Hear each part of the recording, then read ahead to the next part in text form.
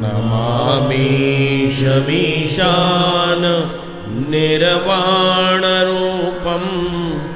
विभुं व्यापकं ब्रह्मवेदस्वरूपं निजं निर्गुणं निर्विकल्पं निरेहं चिदाकाशमाकाशवासं भजेऽहम्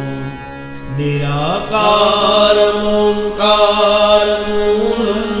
तुरीयं गिराज्ञानगोतीतमीशं गिरीशं करालं महाकालकालं कपालं गुणागार संसारपारं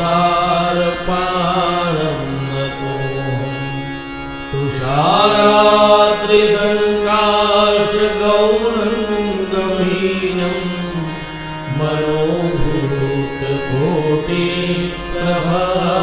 मनोभूतकोटिप्रभाश्रीशरीरं स्फुरन्मौलिकल्लोलिनी चारुगङ्गा लसद्भालभालेन्दुकण्ठे भुजङ्गा चराकुण्डलं सुनेत्रं विशालं प्रसन्नाननं नीलकण्ठं दयालं नराधीशचरमाम्बरं मुण्डमालं प्रियं शङ्करं सर्वनाथं भजामि प्रचण्डं प्रकाशं प्रगल्भं परेशम् अखण्डम् अजं भानुकोटिप्रकाशं त्रयः शूलनिर्मूलनं शूलपाणिं भजेऽहं भवानीपतिं भावगम्यं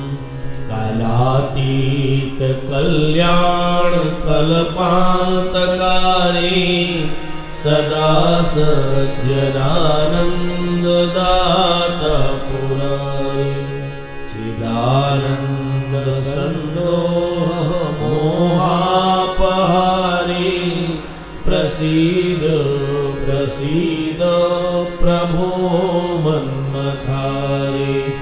न यावत् पुमानाथ पादारविन्दं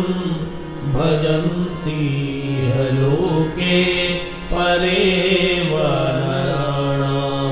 न तावत् सुखं शान्ति सन्तापनाशं प्रसीद प्रभो सर्वभूताधिवासं न जानामि योगं जपं नैव पूजां न तोऽहं सदा सर्वदा शम्भुतोऽभ्यं जराजन्मदुःखौधताताप्यमानं प्रभो पाह्यापन्नमामि शम्भो प्रभो पाह्यापन्नमामि